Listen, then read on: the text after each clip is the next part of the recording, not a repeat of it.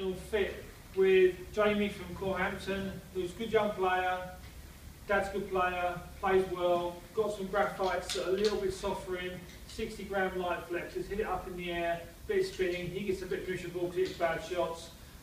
What happens next? Well, which point do we go into a steel shaft? Now, years ago you had a 120 gram shaft, so he was in trouble. There's no way you can shift it quick enough. But now with things like Zelos 7, Shimada U-Lights, and even the classic 950 Nippon, we can get him into a steel shaft, which he kind of wants to go into, you know, toughen it up and all that, and then we'll see where we go from there. So you're going to see some numbers now on the board with Jamie, his clubs against the steel shafts, and we'll talk from there.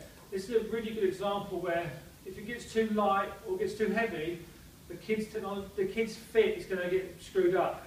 His swing and how he moves is going to get hurt. One thing I've got to say, I really hate upright clubs for kids.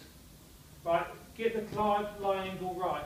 If it's too upright, the kid heel hooks it, he's going to start hanging his hands up for the ball, he's not going to be able to get his body working, and that is a disaster going to happen. Alright? So one thing for you guys watching either club fitters or golf pros, for God's sake, get the lie angle right with the guy's clubs. I don't mind them going a quarter inch long or even half inch long, because that's basically all parents, and it costs, you know, quite a bit of money.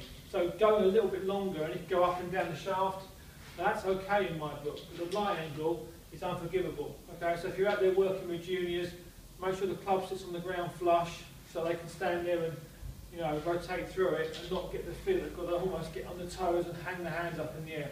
So usual scenario, Pro V1s, that's what he uses anyway. We'll take a view from there. Okay, so you can see his numbers here. It's quite interesting how the graphites and the steel compare. There's not a lot in it. In fact, actually swings the steels quicker because they're slightly stronger, and the lengths are the same. Okay, it's a 7-arm with graphite, so you can say it's a little bit of differential, but it's not a huge amount.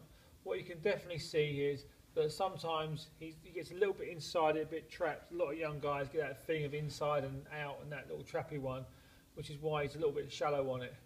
But you can see the smash factors are pretty decent. You know, the kid can play. But if you look at the dispersion on this window here, you'll see how tight the pink one is, the U-Light Shimada, 75 grams, that's perfect. And the important bit is he feels good as well. Ball speed's up, spin's pretty good at 5,000, not bad.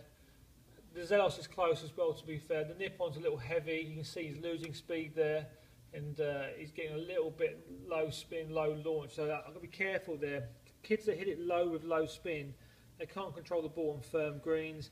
The carry's going down, that's a dangerous place to be. So you can see from the fit, pretty clear, one winner, Shimada U-Light. Again, as I always say to people, pick a head you like. You know, he might like something like an AP2 or, you know, a tailor-made iron or whatever it may be, right? Don't care. As long as it gets up in the air and launches and spins for him, it's good. Again, golf ball wise, Pro V1, Tour Preferred, SR2, he's going to be pretty good for him, or even maybe sort of on the softer Bridgestones. But that's exactly the transition speeds that you'd see with a lot of young guys coming through with graphites who've got ladies or even, you know, light flexes. At some point you have to move him into steel.